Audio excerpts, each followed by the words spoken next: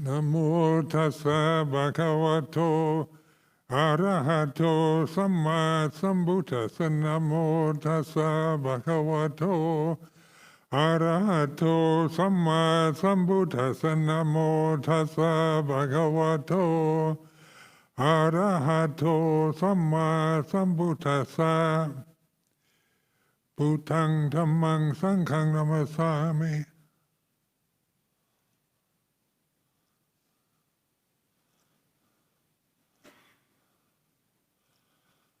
So it's very delightful to see so many people.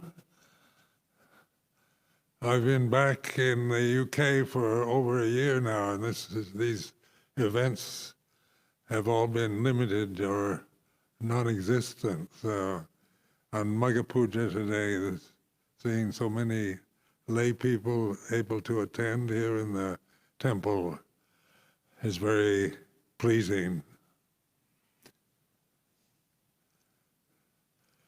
So this is a traditional Theravadan annual celebration, the 16th of February, and it's about when 1,250 arahants assembled spontaneously to pay respect to the Buddha. And in those days, that was 2,565 years ago, they didn't have internet or iPhones or mass media and media to communicate with each other, so it was completely spontaneous. So this is a celebration of that event. And then the Buddha gave the Ovada Patimokkha. So this morning we listened to a recitation of the traditional 227 rules of the Patimokkha in this tradition, and then the Ovada Patimokkha is very brief, which I haven't memorized it, so I'll read it to you. It starts out with patience is the highest austerity. Nibbana is supreme, say the Buddhas. He is not a samana who harms others, and he is not a recluse who abuses others. To abstain from all evil, to cultivate what is wholesome, to purify one's mind, this is the teaching of the Buddhas. To speak no ill, to do no harm, to keep the precepts, knowing the moderation in eating, cultivating seclusion and meditation, this is the teaching of the Buddhas. So, this is just a general reminder to us all of the general advice to live a good life is to do good, refrain from doing bad with action and speech. So these are what we call the precepts. Patience is the highest austerity, so reflect on that. And learning in modern life, we have so many opportunities to develop patience, such as during this past several years with the COVID pandemic, which has restricted movement, and we've had quarantines and isolations and bad news and a continuous flow. It takes patience to live through these rather scary, frightening, unwanted, unpleasant experiences. So when I first met Luang Por Chah, one of his first teachings to me was to develop patience. And I had to admit I did. That's something I never really cultivated to any great degree as a layperson, wherein training and life in Wat Pah Pong in those days, if you weren't patient, you couldn't survive. You couldn't bear the lifestyle because it was, the whole tradition gave us a chance to develop patience and to understand it, not just to grit your teeth and bear it kind of patience, but patience with wisdom.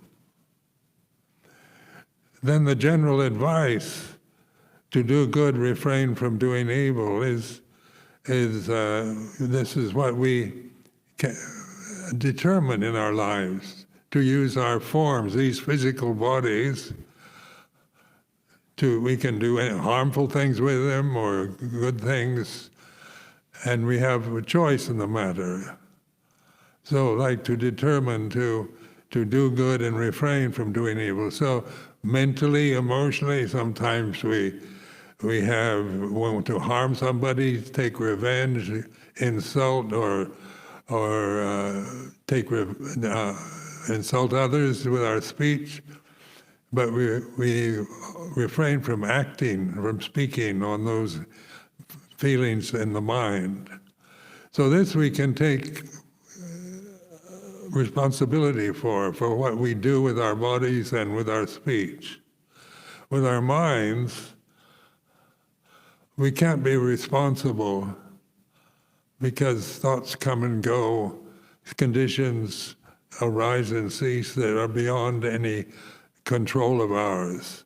The continuous, inexorable changingness of the conditions of our physical bodies, our senses, the planetary life that we are witnessing at this time are beyond our control to make it just a pleasant and helpful experience to everything and all creation.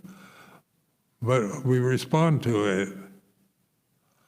We can respond to it with loving kindness, compassion, joy, equanimity, and this takes patience.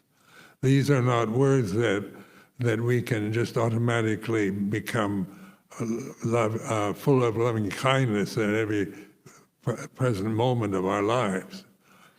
And sometimes we feel very angry or resentful towards others, and so we through the first part of the precept, we refrain from speaking on that or acting on it.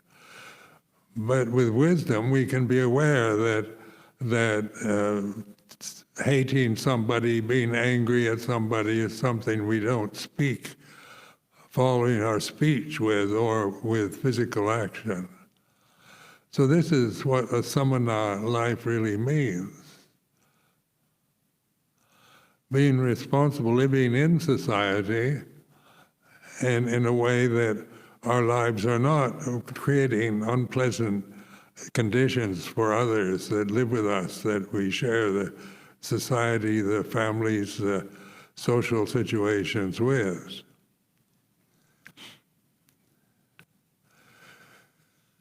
And then to develop wisdom or bhavana or meditation. So in the traditional Pali teachings, there's dana, sila, bhavana. Dana is generosity. So dana is a very good foundation for life. To be generous, not to be stingy or selfish, creates a sense of joy in our lives. If we're selfishly oriented or stingy with what we have, then those mental states don't prohibit any kind of joyful experience in human life. So dana, the generosity, it gives us a sense of sharing what we have with others that need it. So that's a basic kind of foundation for happiness in the world, in the society. So dana comes at the beginning, then sila, the precepts, taking responsibility for what we say, what we do with our bodies. And then bhavana is meditation or learning to use wisdom rather than just our emotional feelings of the moment, developing or cultivating or realizing that wisdom is our true nature.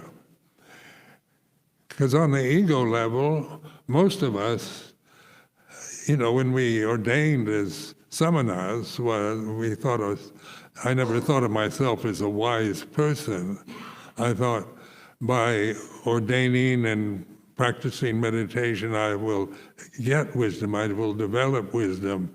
So that's the ego, the sense of me as a person in a society, in a sangha, who sees himself in this way, because on a personal level, there isn't a great deal of wisdom available. One lives a life through reactivity, through habit, through conditioning, without realizing it. We're the victims of our habits. Then we study wisdom, like in university. I love to study, take courses on wisdom and philosophy. And I like to read about wise sayings from the sages of the past, the wisdom of the Buddha, wisdom of the saints, wisdom of the sages. And of course, it's all inspiring. So one reads a lot about wisdom, but that's not the wisdom that we can cultivate or really recognize and see as our true identity. So the teachings of the Buddha, after his enlightenment, just the basic first sermon, the Four Noble Truths, is a wisdom teaching. It's not wisdom in itself, it's words used to point out wisdom. It's a directional sign. So if we just memorize the Four Noble Truths, that's to be encouraged. I encourage everybody to memorize the Four Noble Truths. But that still doesn't make us wise just through reciting what we read in the scriptures. And it's through bhavana, through meditation, that wisdom starts manifesting. We realize that wisdom is our true nature, not something we acquire through hours of sitting practice or meditation retreats, or from the scriptures, or from reading all the books on wise sayings of sages of the past. So this is a reflection to point out that wisdom is not something you lack. All of you, it's the very basis of reality. And we don't notice it because we're so bound to our delusions. The sense of I am this physical body is a basic delusion. So that's ignorance, this view that I am this physical form sitting here, speaking at this time, that identify, that's my identity, because that's the conditioned identity that I've acquired after I was born. We all identify with our bodies as what we are, so we have passports, birth certificates, and all kinds of photographs, all kinds of things that reinforce this sense of identity with the physical body, with the face we have, with a gender, whether you're male or female, or black or white, or whatever. These identities form the sense of a self, a separate self. And as long as we're bound, attached to these identities, then we suffer. Because we're not using natural wisdom available to us every moment, but operating just from the momentum of habits, of prejudiced identities. Some of the conditioning is good, some of it is terrible. It varies and changes. So like I notice in my generation, the conditioning, the sense of an ego for an American male was very different from the present day attitudes towards the ego of how men should be in the present society. But it's conditioned sense of a self. And so we investigate, like the first noble truth of suffering is not so I want to emphasize this is a noble truth, not ultimate reality. It's not a metaphysical refuge. We don't take refuge in suffering. We understand it. We awaken to it. The suffering we create out of this ignorance of I am this person, this personality, this form, and all the other identities that I've acquired since I was born up to the present moment. If I cling to these identities, then I suffer. So like old age, it could be really an experience of suffering if I still was bound to the identities of a separate self that I formed, that I was conditioned by after I was born to my parents. Because I'm not the true identity. There's no identity as a separate identity. Wisdom is universal, is Dhamma, is the way things are. And the Buddha pointed to this so very, very clearly in just the simple teaching, the wisdom teaching, all conditions are impermanent. And in bhavana, vipassana, what we call vipassana meditation, it's this ability we have to witness, to observe change, impermanence, just through the physical body as it ages with its sensations, its feelings, its sensory activities, its mental habits, its emotional habits. These are constantly changing according to other conditions. So that everything, a condition depends on other conditions. You can't create a permanent, perfect condition.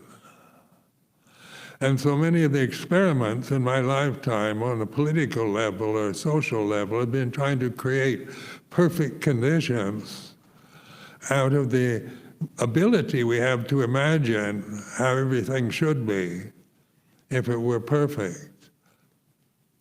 But there's no wisdom in that. That's what we call idealism. We create idols of perfection. But perfection doesn't lie in the conditioned realm because of its very nature is impermanent, is anicca, the Pali word for impermanence. So we don't just believe in impermanence because it's in the scriptures and the Buddha pointed to that, but we investigate. And that's bhavana, beginning to really see the changing nature of your own emotional habits, how just the weather can affect you, what you're eating can affect your mood, how whether somebody smiles or frowns at you, how it affects you emotionally just for an instant. And what is it that is aware of impermanence is conscious awareness, wisdom. It's aware of the way things are. All conditions are impermanent. But the teaching itself, all conditions are impermanent, are words, so they're impermanent. But it's pointing to the reality. So bhavana, or meditation, is really waking up to our right, our human right, and our ability as human individuals to use wisdom with our lives as we live them. Whether it's in the Sangha or in lay life, wisdom is available to us at every moment.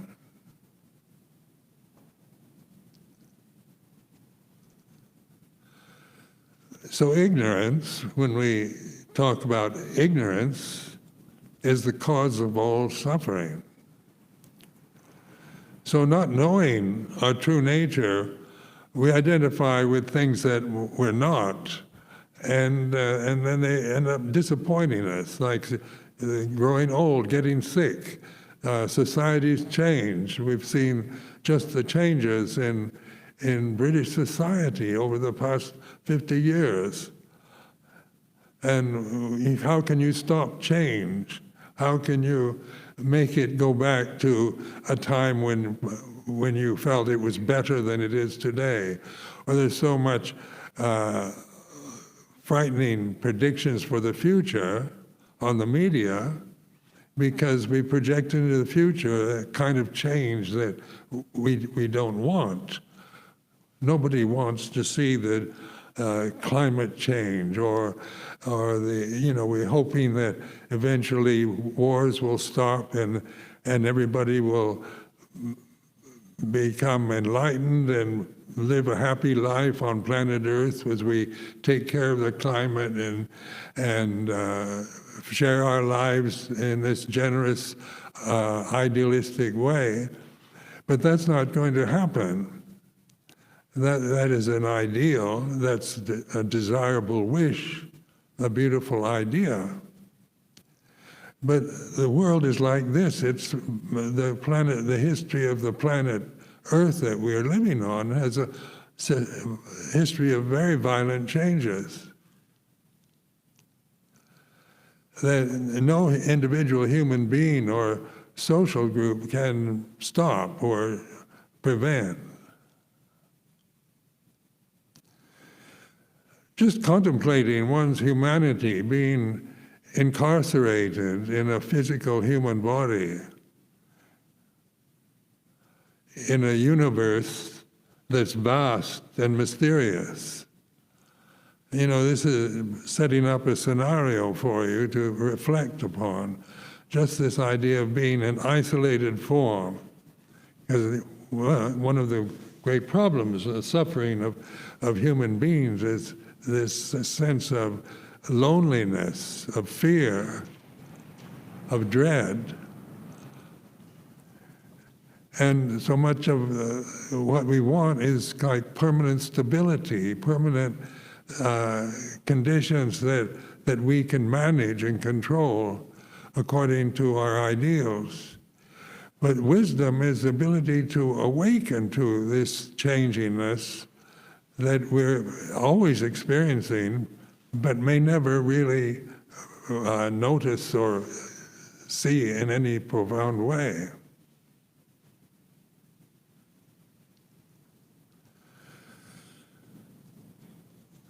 So when I hear monks or nuns telling me they need to develop wisdom, I try to point out, wisdom you don't develop, you have it already, you just learn to use it.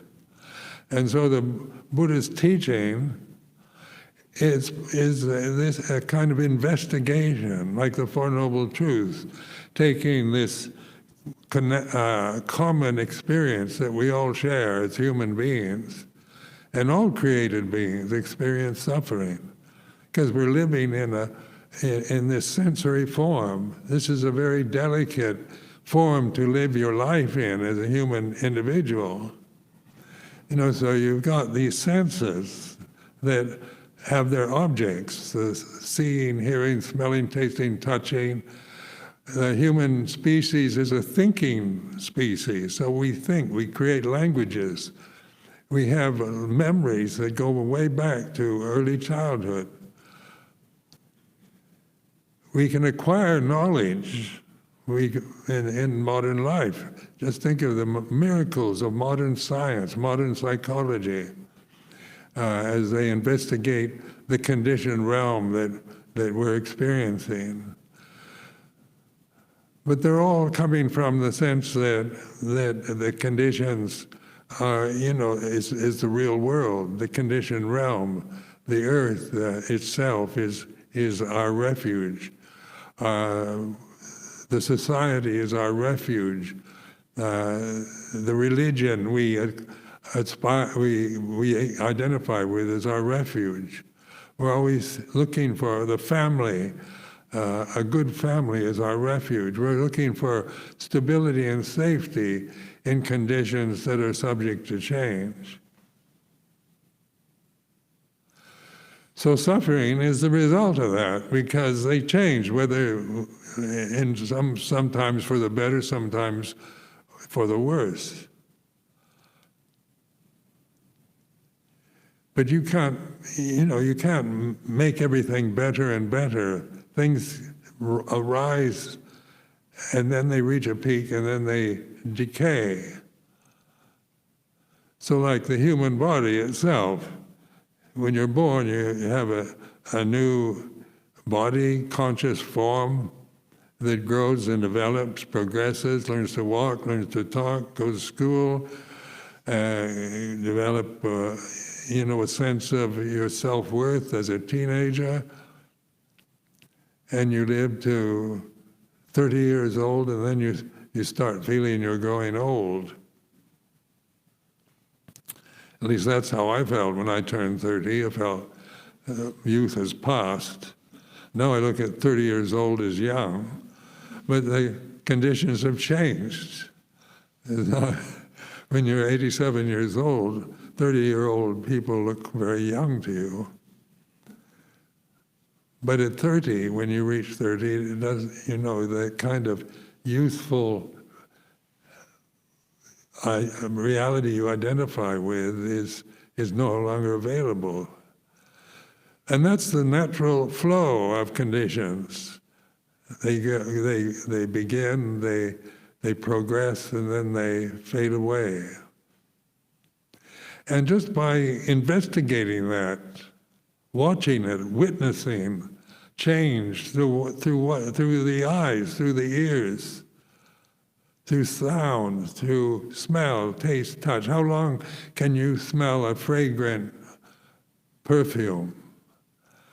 How long does that last? So we smell the flowers, the spring flowers, but you can't sustain that fragrant odor for very long when it changes. Or sound, just the word as I'm speaking arise and cease very quickly. You can't sustain a word for very long, and then it's gone. Where does it go?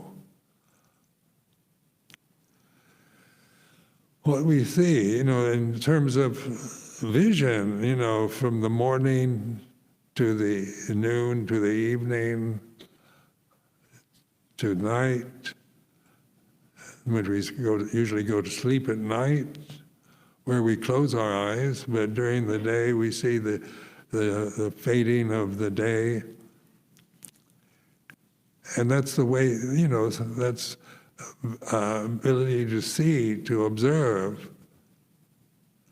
If we identify with our sight, with our ability to see objects with our eyes, then that can be a lot of suffering, because we all have, the eyes can degenerate, weaken, they don't get better and more sharp.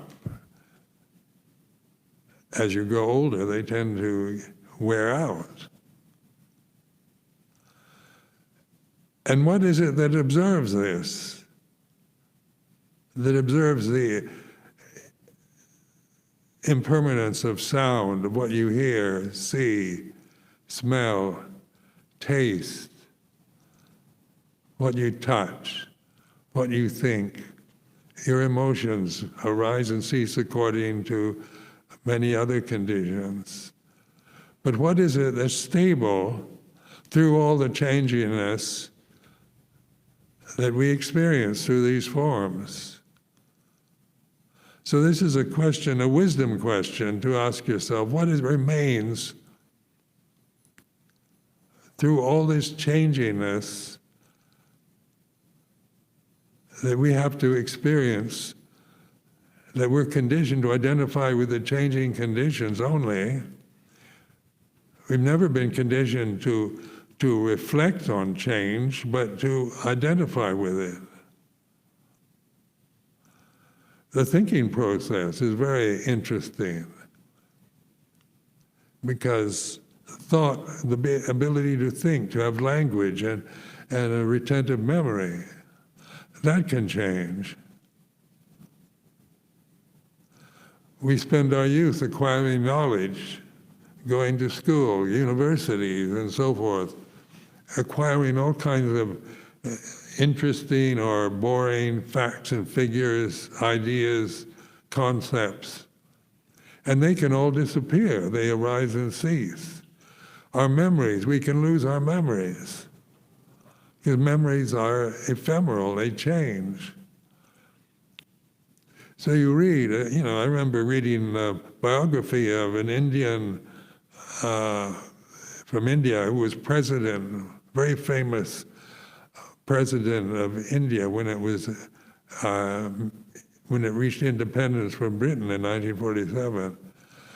And he was a great scholar, a kind of learned man of great knowledge and acquired knowledge. And then he lost all his whole memory in his old age. So all that acquired knowledge, there's nothing wrong with it, but if we depend on that for happiness and identity, then we're going to lose it. In old age, like I have memory losses called senior moments, where I can't remember something that was obvious to me a few minutes ago.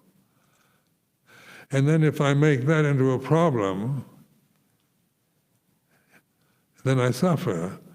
But if I just recognize it as the natural degeneration of something that began and will end, then it's okay. It's the way things are, the way things should be.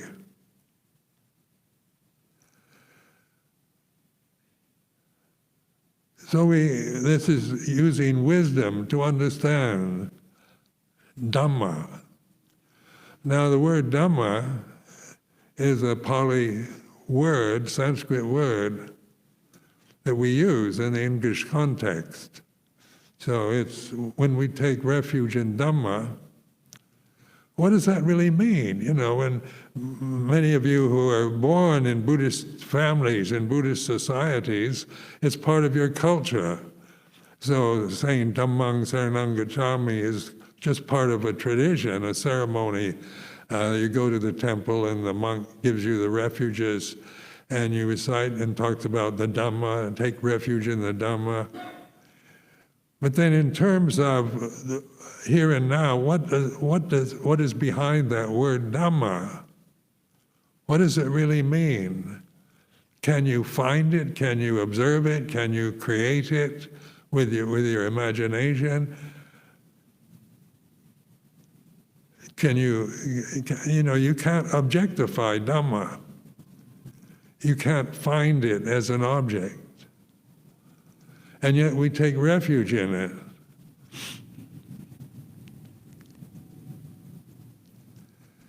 So what are we doing when we take refuge in Dhamma? It can be just a ceremony, part of being a Buddhist, Theravadan Buddhist, that we take refuge in the Dhamma. That's fine, there's nothing wrong with that. But with wisdom, we're investigating, what do we mean? What is Dhamma in terms of reality? Is it some kind of abstract mystical force in the universe? Or, we can create all kinds of illusions, cosmic vibrations, or the mystery of life, or we use like supreme reality or ultimate reality when we talk about the Dhamma, translating the word Dhamma into English, ultimate reality. But those are words, those are English translations of Dhamma, ultimate reality. What is that? What is ultimate reality? And it's an abstract idea, isn't it? It's an English word. In terms of, you can't objectify it. I can't present ultimate reality to you, to show you, either through my speech or through visualizing it or anything else. So ask yourself why you can't objectify ultimate reality when you're taking refuge in Dhamma. It's a nice thing to take refuge in, but now we're using wisdom, inquiring into, we're using investigation, what we call Dhamma vichayo. The second factor of enlightenment is to investigate, not just to grasp ideas from another religion and believe in them because they're good ideas. But the Buddha's teachings are, a very direct invitation to explore, to examine, to investigate. So Buddhism generally, when they talk about Buddhism in general, is a religion that still exists in various forms in various countries on the planet. So there's many views and opinions about Buddhism, and in Theravada Buddhism there's many opposing opinions about what Buddha actually meant and what his teaching is about, and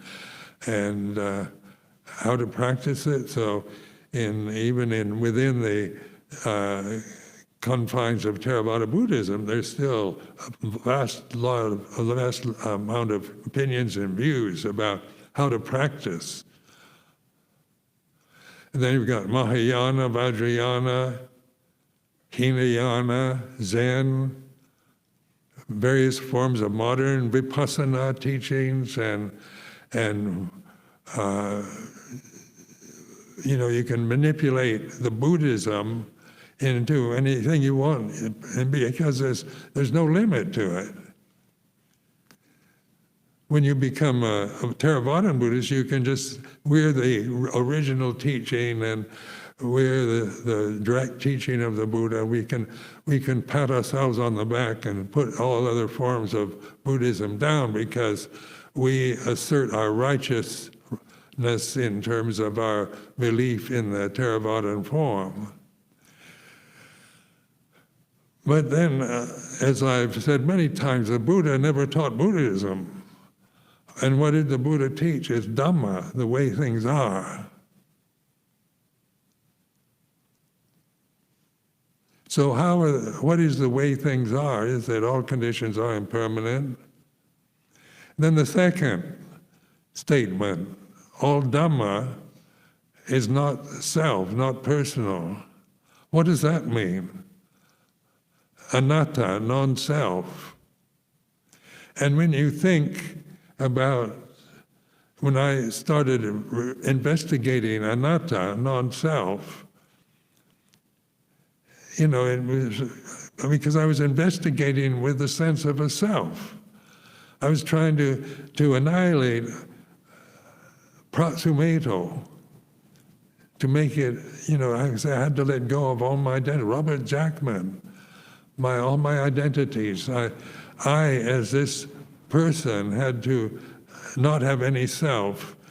And by even thinking that I have no self is still a form of self.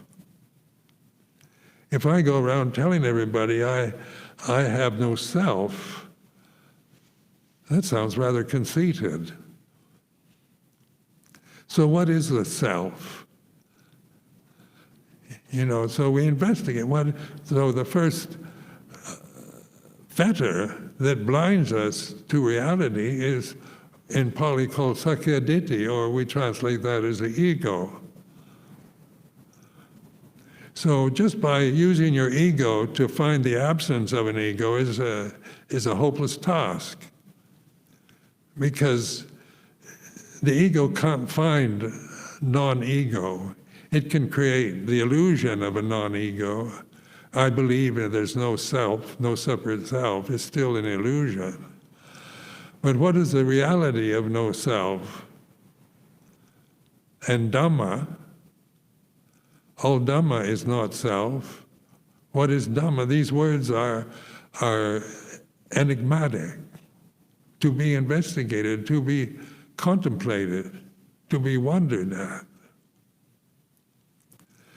So rather than just trying to define Dhamma with more words, or feel you have to get rid of yourself as a person to not have any self, you can still investigate these attitudes of I have to get rid of my ego, I have to get rid of my attachments to the world, I've got to annihilate this, get rid of that, kill the kilesas, I've got to get samadhi, I've got to get jhanas, I've got to become something, I've got to acquire all kinds of states, refined states, because at this present moment my mind wanders all over the place, I've got to stop it from wandering, and we go on and on endlessly trying to control the mind or the body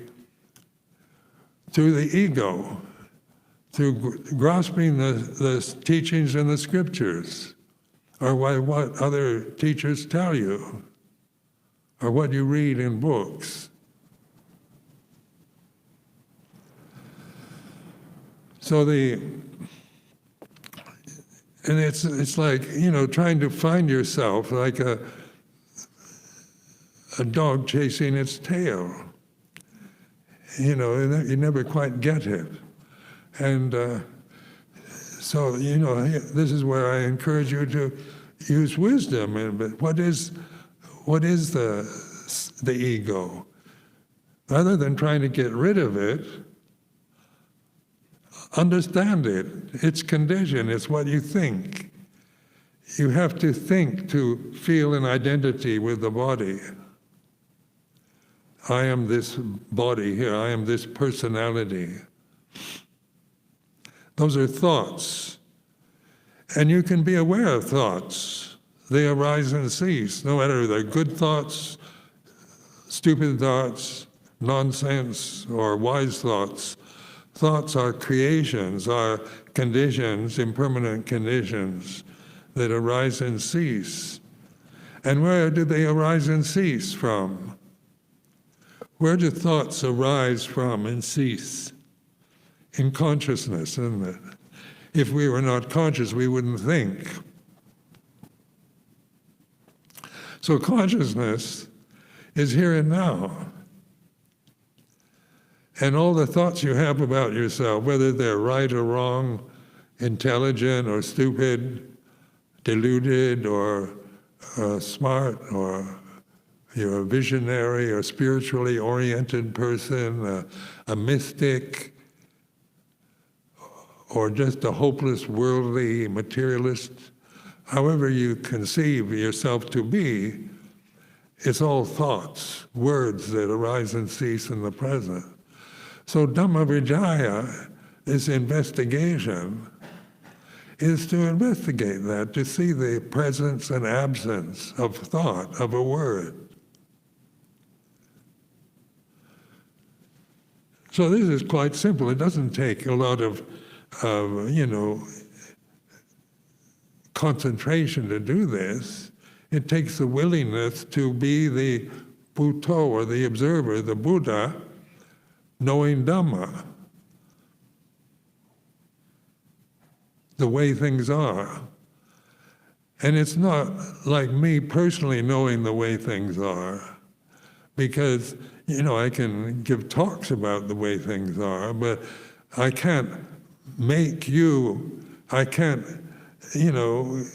enlighten you or force you to do anything other than encourage you to investigate conscious awareness here and now in all its manifestations, whether it's positive or negative, or however you feel about yourself as a personality, as an individual, however you're culturally conditioned to see the world around you, your own preferences, prejudices, biases, opinions and views are all conditions that arise and cease.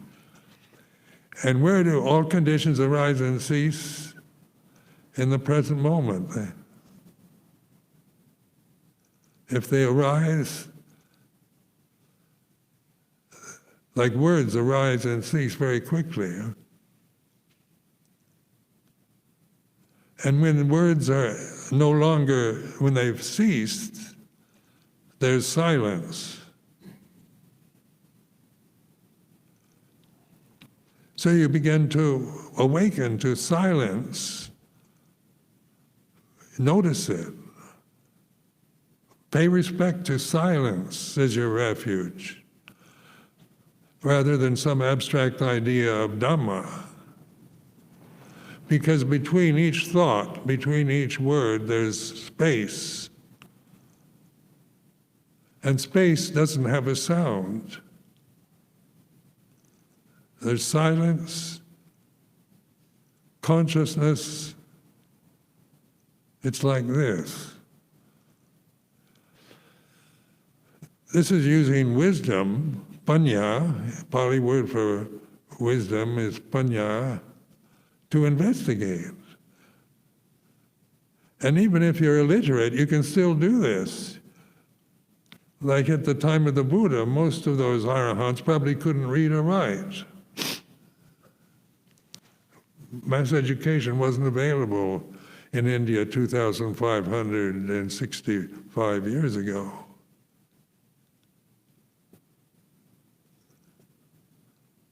So sometimes being educated is an obstacle because you think you can know everything through studying, through words, through concepts, through memory.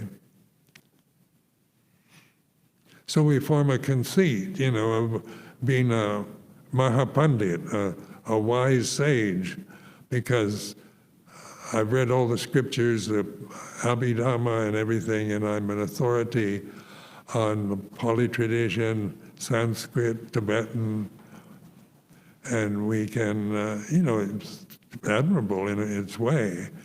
But if seen only on a personal level, it doesn't lead to liberation. Knowing all that, having all that knowledge, can be the very conceit that blinds you to the simple reality of suffering is like this.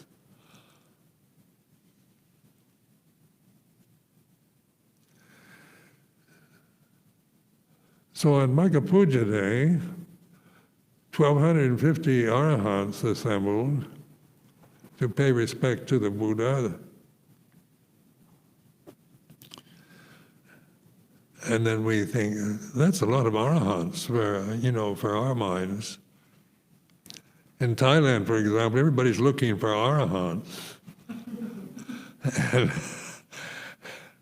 And it's all from the ego, isn't it? What is Ajahn Chah an arahant? Or, people have asked me these kind of questions. Was Buddha taught, Buddha Dasa, an arahant?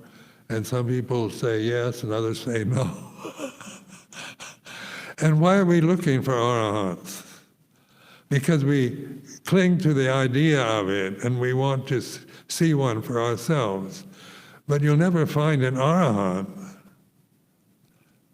if you're using the ego, the conditioned views you hold, no matter how profound they might seem, as an object.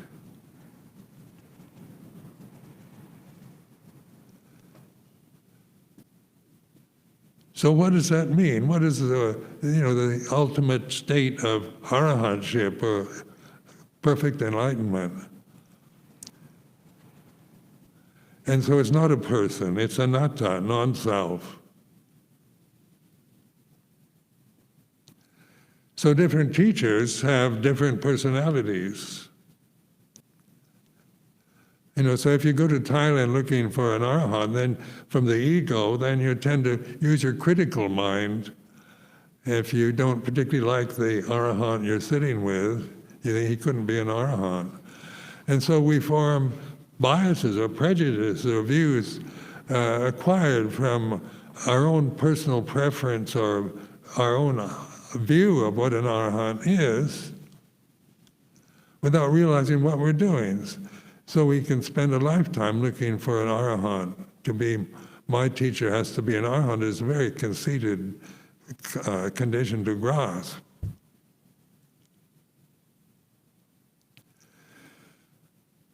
But these teachings of the Buddha are not about acquiring an identity like an arahant, but to be free from all identities. But what remains when you let go of everything, when the realization, the reality of anatta happens, you're living in a society that's still very conditioned. So you have traditions like this one, Theravada, Thai forest tradition. These traditions, they're the vehicles that carry the teachings of the Buddha from one generation to the next. If there was no Sangha, no Vinaya established, then the teachings of Gautama the sage, the enlightened master of 2,565 years ago, would have long been forgotten by now. So the Vinaya is a form about action and speech. To do good, refrain from doing evil. To not abuse others. To purify the mind. These are words, but they're good. It's good advice. And that's what the Buddha gave to these 1,250 arahants, just a simple advice like, do good, refrain from doing evil, purify the mind.